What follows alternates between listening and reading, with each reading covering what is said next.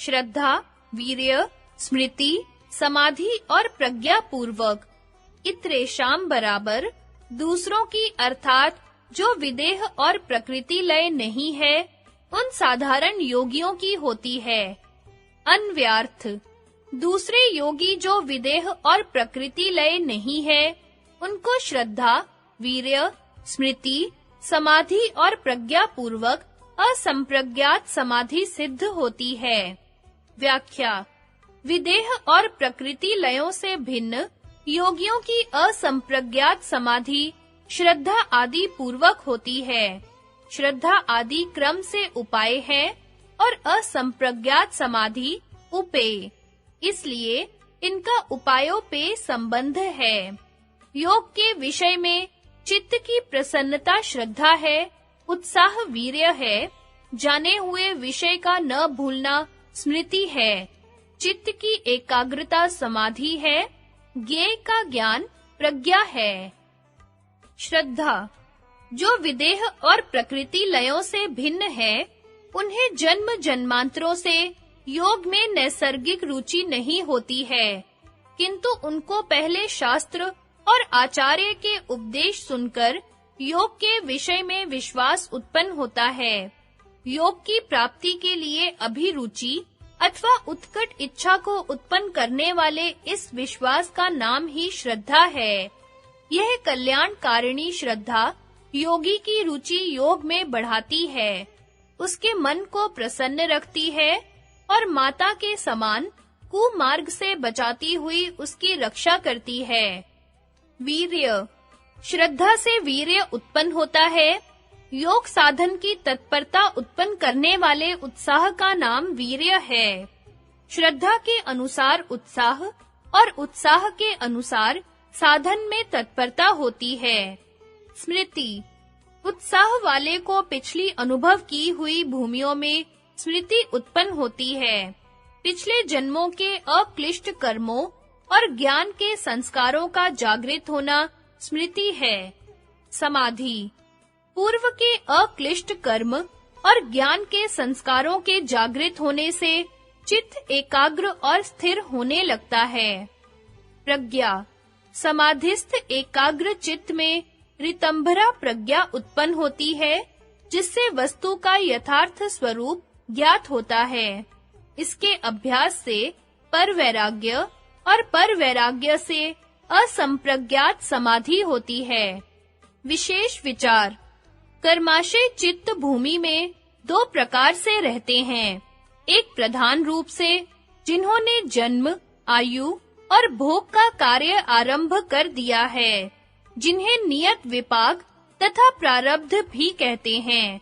दूसरे उपसर्जन रूप से रहते हैं, जो प्रधान कर्माशयों के सम्मुख अपने कार्य को आरंभ करने की सामर्थ्य न पाकर चित्त की निचली भूमियों में छिपे हुए पड़े रहते हैं, जिनको अनियत विपाक तथा संचित कर्म भी कहते हैं।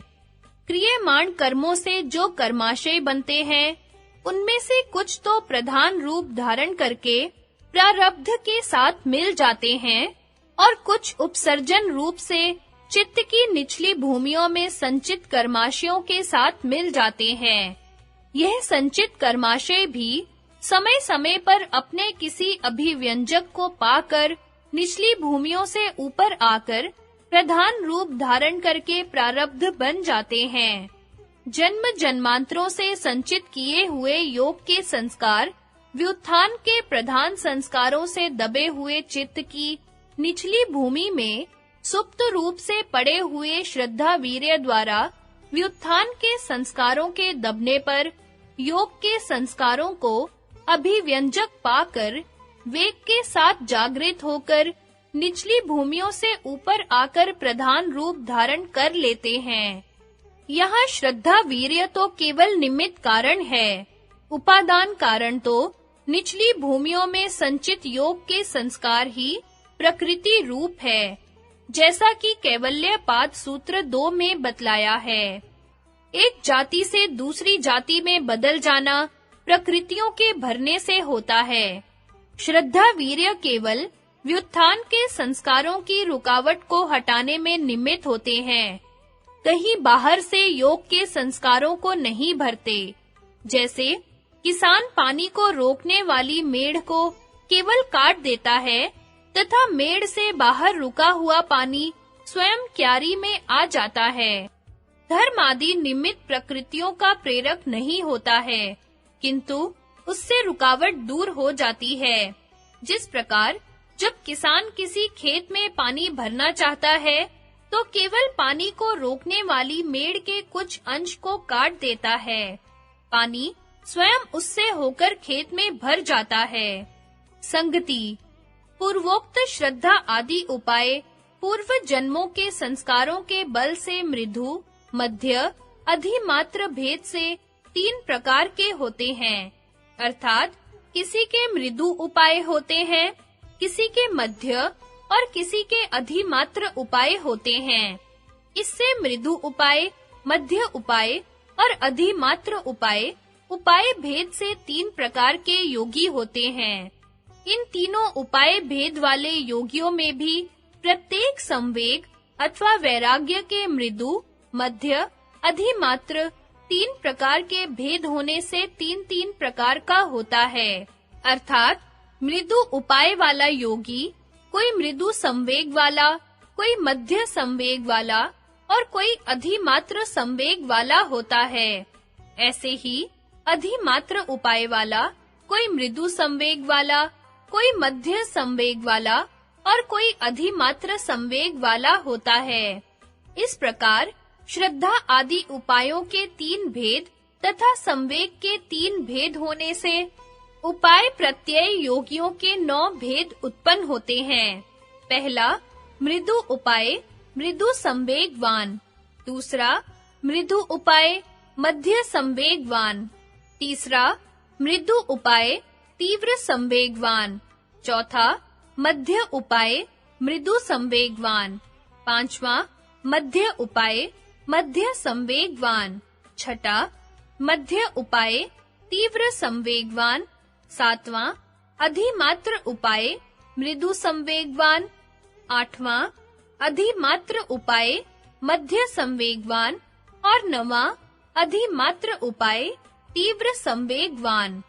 इन 9 प्रकार के उपाय प्रत्यय योगियों में से उपाय की न्यूनाधिकता और वैराग्य की न्यूनाधिकता की अपेक्षा से किसी को विलंबतम, किसी को शीघ्रतम समाधि का लाभ प्राप्त होता है। उपर्युक्त सब में अंतिम योगियों को सर्वापेक्षा शीघ्रतम समाधि लाभ प्राप्त होता है। उन्हीं का अगले सूत्र में वर्णन करते हैं। तीव्र संवेगा नाम बराबर तीव्र संवेगवान, आसनः बराबर शीघ्रतम निकटतम होता है। अन्व्यार्थ तीव्र संवेग और अधिमात्र उपाय वाले योगियों को समाधि लाभ शीघ्रतम होता है। व्याख्या इस सूत्र के आदि में भाष्यकारों ने अधिमात्रोपायानाम अधिमात्र उपाय वालों को इतना पाठ और संबद्ध किया है तथा समाधि लाभः समाधि फलम च भवति इति, समाधि का लाभ और उसके फल का लाभ होता है। यह शब्द सूत्र के शेष हैं, वे सूत्र के अंत में लगाने चाहिए। इसलिए यह अर्थ हुआ कि जिनका उपाय अधिमात्र है और जिनका संवेग तीव्र है, उन उपाय प्रत्यय योगियों को समाधि का लाभ तथा उसके फल का लाभ शीघ्रतम प्राप्त होता है। अर्थात उपाय के अधिमात्र और संवेग के तीव्र होने के कारण उपर्युक्त 9 प्रकार के उपाय प्रत्यय योगियों में से उनको शीघ्रतम अर्थात सबसे अधिक शीघ्रता से समाधि तथा उसका फल कैवल्य का लाभ प्राप्त होता है। इनकी अपेक्षा अधिमात्र उपाय मध्य संवेग वालों को कुछ विलंब से और इनकी अपेक्षा अधिमात्र उपाय मृदु संवेग वालों को उनसे अधिक विलंब से होगा।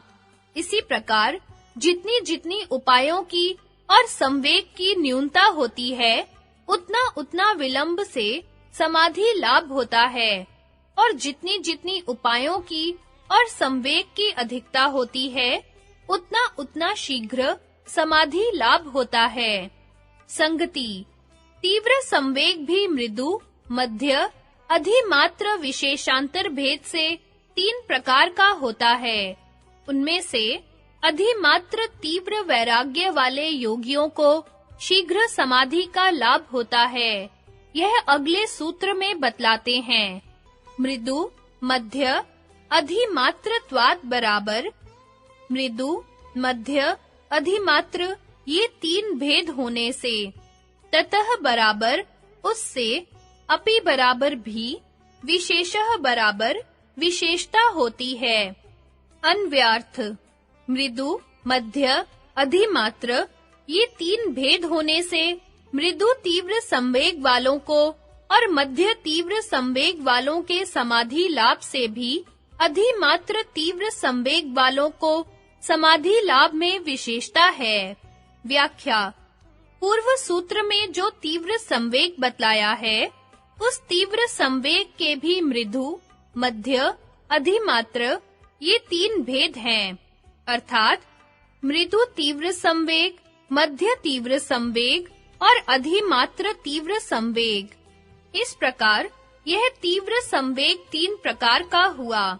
इससे अधिमात्र उपाय मध्य संवेग वाले 8वीं श्रेणी के योगियों की अपेक्षा से अधिमात्र उपाय मृदु तीव्र संवेग वाले योगियों को शीघ्र समाधि लाभ होता है और अधिमात्र उपाय मध्य तीव्र संवेग वाले योगियों को शीघ्रतर और अधिमात्र उपाय अधिमात्र तीव्र संवेग वाले योगियों को शीघ्रतम समाधि लाभ प्राप्त होता है।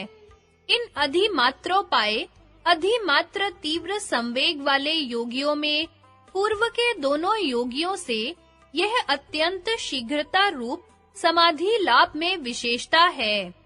संगति, पूर्वोक्त अधिमात्र उपाय अधिमात्र तीव्र संवेग से ही शीघ्रतम समाधि का लाभ होता है, अथवा कोई और सुगम उपाय भी है। इस आशंका के निवारणार्थ सूत्रकार शीघ्रतम समाधि का उपायांतर बतलाते हैं।